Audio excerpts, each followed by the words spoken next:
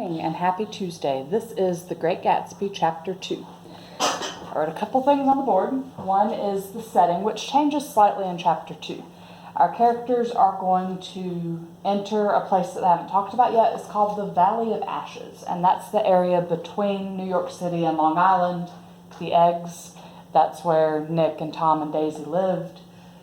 So as they're traveling from Long Island to New York City, they have to go through the Valley of Ashes. And this is a place that used to be developed, but now it's in disrepair, it's falling apart. The people who live here can't afford to live in New York City or on the Eggs. The second setting that they're going to get to is New York City.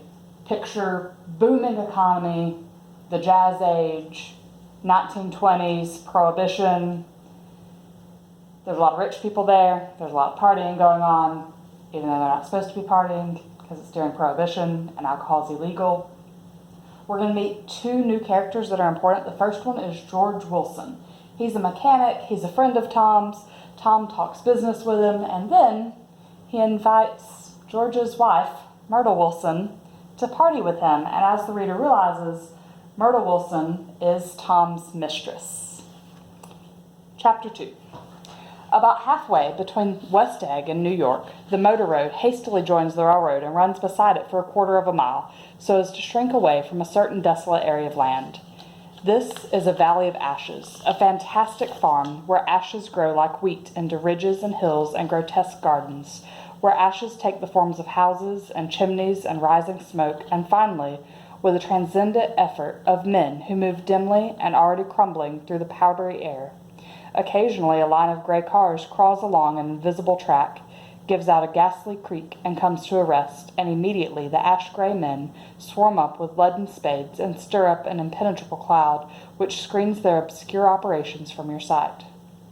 But above the gray land and the spasms of bleak dust which drift endlessly over it, you perceive after a moment the eyes of Dr. T.J. Eckelberg. The eyes of Dr. T.J. Eckelberg are blue and gigantic. Their retinas are 1 yard high. They look out of no face, but instead from a pair of enormous yellow spectacles which pass over a non-existent nose. Evidently, some wild wag of an oculist set them there to fasten his practice in the borough of Queens, and then sank down himself into eternal blindness, or forgot them and moved away. But his eyes, dimmed a little by many paintless days under sun and rain, brood on over the solemn dumping ground. The Valley of Ashes is bound on one side by a small, foul river, and when the drawbridge is up to let barges through, the passengers on waiting trains can stare at the dismal scene for as long as half an hour. There is always a halt there of at least a minute, and it was because of this that I first met Tom Buchanan's mistress. The fact that he had one was insisted upon wherever he was known. His acquaintances resented the fact that he had turned up in popular restaurants with her and, leaving her at a table, sauntered about, chatting with whomsoever he knew. Though I was curious to see her, I had no desire to meet her, but I did. I went up to New York with Tom on the train one afternoon, and we stopped by the ash heaps.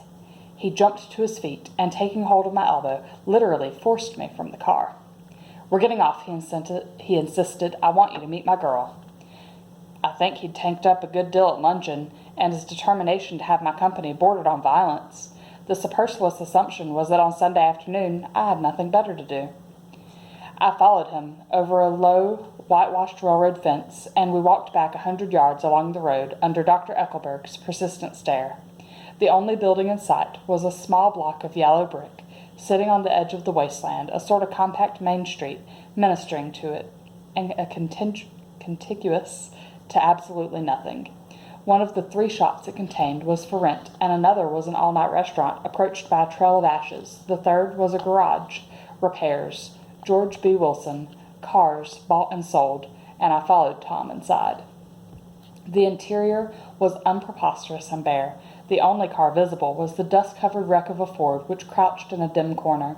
It had occurred to me that this shadow of a garage must be a blind, and that sumptuous and romantic apartments were concealed overhead, when the proprietor himself appeared in the door of an office, wiping his hands on a piece of waste. He was a blond, spiritless man, anemic and faintly handsome. When he saw us, a damp gleam of hope sprang into his light blue eyes.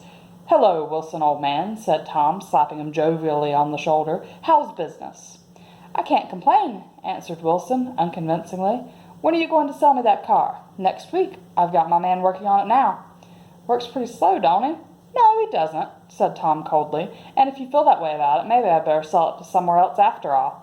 "I don't mean that," explained Wilson quickly. "I just meant—" His voice faded off, and Tom glanced impatiently around the garage. Then I heard footsteps on the stairs, and in a moment the thickish figure of a woman blocked out the light from the office door. She was in the middle 30s and faintly stout, but she carried her surplus flesh sensuously, as some women can. Her face, above a spotted dress of dark blue crepe de chine, contained no facet or gleam of beauty, but there was an immediately perceptible vitality about her, as if the nerves of her body were continually smoldering. She smiled slowly and, walking through her husband as if he were a ghost, shook hands with Tom, looking him flush in the eye. Then she wet her lips, and without turning around spoke to her husband in a soft, coarse voice. "Get some chairs, why don't you, so somebody can sit down?" "Oh, sure," agreed Wilson hurriedly, and went toward the little office, mingling immediately with the cement color of the walls. A white, ashen dust veiled his dark suit, and his pale hair as it veiled everything in the vicinity, except his wife, who moved close to Tom. "I want to see you," said Tom intently. "Get on the next train." "All right." "I'll meet you by the newsstand on the lower level." She nodded and moved away from him just as George Wilson emerged with 2 chairs from his office door. We waited for her down the road and out of sight. It was a few days before 4th of July, and a gray, scrawny Italian child was setting torpedoes in a row along the railroad track. "Terrible place, isn't it?" said Tom, exchanging a frown with Dr. Eckelberg. "Awful. It does her good to get away." "Doesn't her husband object?" "Wilson? He thinks she goes to see her sister in New York. He's so dumb he doesn't know he's alive." So Tom Buchanan and his girl and I went up together to New York, or not quite together, for Mrs. Wilson sat discreetly in another car. Tom deferred that much to the sensibilities of those East Eggers who might be on the train. She had changed her dress to a brown-figured muslin, which stretched tight over her rather wide hips as Tom helped her to the platform in New York. At the newsstand she bought a copy of Town Tattle and a moving picture magazine, and in the station drugstore some cold cream and a small flask of perfume.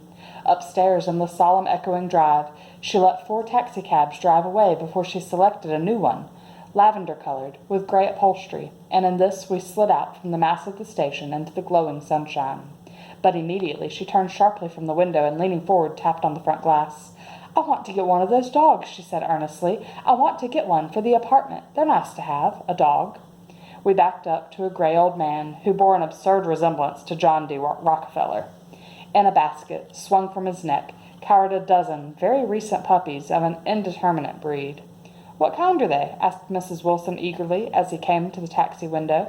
"All kinds. What kind do you want, lady?" "I'd like to get one of those police dogs. I don't suppose you got that kind?" The man peered doubtfully into the basket, plunged in his hand, and drew one up, wriggling by the back of the neck. "That's no police dog," said Tom. "No, it's not exactly a police dog," said the man with disappointment in his voice. "It's more of an Airedale." He passed his hand over the brown wash rag of a back. "Look at that coat. Some coat. That's a dog that'll never bother you with catching cold." "I think it's cute," said Mrs. Wilson enthusiastically. "How much is it?" "That dog?" He looked at it admiringly. "That dog will cost you $10. The Airedale, undoubtedly there is an Airedale concerned in it somewhere, although its feet were startlingly white, changed hands and settled down into Mrs. Wilson's lap, where she fondled the weatherproof coat with rapture. "Is it a boy or a girl?" she asked delicately. "That dog? That dog's a boy." "It's a bitch," Tom said decisively. "Here's your money. Go and buy 10 more dogs with it." We drove over to Fifth Avenue, so warm and soft, almost pastoral, on the summer Sunday afternoon that I wouldn't have been surprised to see a great flock of white sheep turn the corner. "Hold on," I said. "I have to leave you here." "No, you don't," interposed Tom quickly. "Myrtle will be hurt if you don't come up to the apartment, won't you, Myrtle?" "Come on," she urged. "I'll telephone my sister Catherine. She's said to be very beautiful by people who ought to know." "Well, I'd like to," but we went on, cutting back again over the park toward the West Hundreds. At 158th Street, the cab stopped at one slice in a long white cake of apartment houses. Throwing a regal homecoming glance around the neighborhood, Mrs. Wilson gathered up her dog and her other purchases and went haughtily in. "I'm going to have the McKees come up," she announced, as we rose in the elevator, "and, of course, I got to call up my sister, too." The apartment was on the top floor, a small living room, a small dining room, a small bedroom, and a bath. The living room was crowded to the doors with a set of tapestried furniture entirely too large for it, so that to move about was to stumble continually over scenes of ladies swinging in the gardens of Versailles. The only picture was an over-enlarged photograph, apparently a hen sitting on a blurred rock. Looked at from a distance, however, the hen resolved itself into a bonnet, and the countenance of a stout old lady beamed down into the room. Several old copies of Town Tattle lay on the table, together with a copy of Simon Called Peter and some of the small scandal magazines of Broadway. Mrs. Wilson was first concerned with the dog. A reluctant elevator boy went for a box full of straw and some milk, to which he added, on his own initiative, a tin of large, hard dog biscuits, one of which decomposed apathetically in the saucer of milk all afternoon. Meanwhile, Tom brought out a bottle of whiskey from a locked bureau door. "I've been drunk just twice in my life, and the second time was that afternoon, so everything that happened has a dim, hazy cast over it, although until after 8 o'clock the apartment was full of cheerful sun." Sitting on Tom's lap, Mrs. Wilson called up several people on the telephone. Then there were no cigarettes, and I went to buy some at the drugstore on the corner.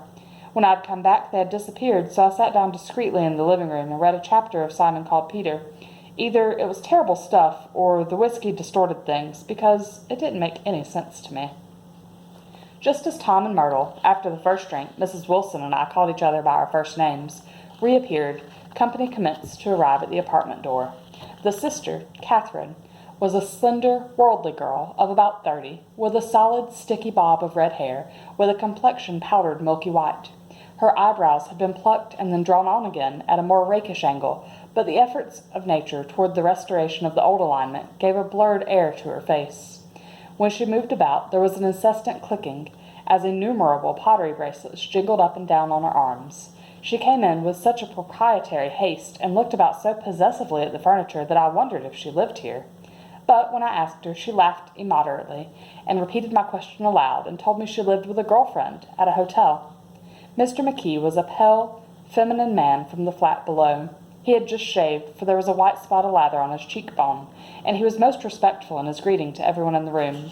He informed me that he was in the artistic game, and I gathered later that he was a photographer and had made the dim enlargement of Mrs. Wilson's mother, which hovered like an ectoplasm on the wall. His wife was shrill, languid, handsome, and horrible. She told me with pride that her husband had photographed her 127 times since they had been married. Mrs. Wilson had changed her costume some time before, and was now attired in an elaborate afternoon dress of cream-colored chiffon, which gave out a continual rustle as she swept about the room. With the influence of the dress, her personality had also undergone a change. The intense vitality that had been so remarkable in the garage was converted into impressive hauteur. Her laughter, her gestures, her assertions became more violently affected moment by moment, and as she expanded, the room grew smaller about her until she seemed to be revolving on a noisy, creaking pivot through the smoky air. "My dear," she told her sister in a high, mincing shout, "most of these fellows will cheat you every time. All they ever think of is money. I had a woman up here last week to look at my feet, and when she gave me the bill, you'd have thought she had my appendicitis out." "What was the name of that woman?" asked Mrs. McKee. "Mrs. Eberhardt. She goes around looking at people's feet in their own homes." "I like your dress," remarked Mrs. McKee. "I think it's adorable." Mrs. Wilson rejected the compliment by raising her eyebrow in disdain. "It's just a crazy old thing," she said. "I just slip it on sometimes when I don't care what I look like." "But it looks wonderful on you, if you know what I mean," pursued Mrs. McKee. "If Chester could only get you in that pose, I think he could make something of it." We all looked in silence at Mrs. Wilson, who removed a strand of hair from over her eyes and looked back at us with a brilliant smile. Mr. McKee regarded her intently with his head on one side and then moved his hand back and forth slowly in front of his face.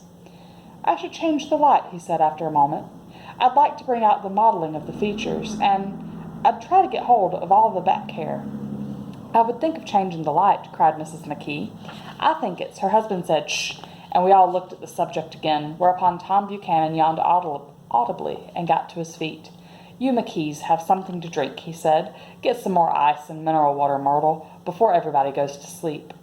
"I told that boy about the ice." Myrtle raised her eyebrows in despair at the shiftlessness of the lower orders. "These people," You have to keep after them all the time." She looked at me and laughed pointlessly. Then she flounced over to the dog, kissed it with ecstasy, and swept into the kitchen, implying that a dozen chefs awaited her orders there. "I've done some nice things out on Long Island," asserted Mr. McKee. Tom looked at him blankly. "2 of them we have framed downstairs." "2 what?" demanded Tom. "2 studies. One of them I call Montauk Point, the gulls, and the other I call Montauk Point, the sea." The Sister Catherine sat down beside me on the couch. "Do you live down on Long Island, too?" she inquired. "I live at West Egg." "Really? I was down there at a party about a month ago, at a man named Gatsby's. Do you know him?" "I live next door to him." "Well, they say he's a nephew or a cousin of Cuyler Wilham's. That's where all his money comes from." "Really?" She nodded. "I'm scared of him. I'd hate to have him get anything on me." This absorbing information about my neighbor was interrupted by Mrs. McKee's pointing suddenly at Catherine. "Chester, I think you could do something with her," she broke out, but Mr. McKee only nodded in a bored way and turned his attention to Tom. "I'd like to do more work on Long Island if I could get the entry. All I ask is that they should give me a start."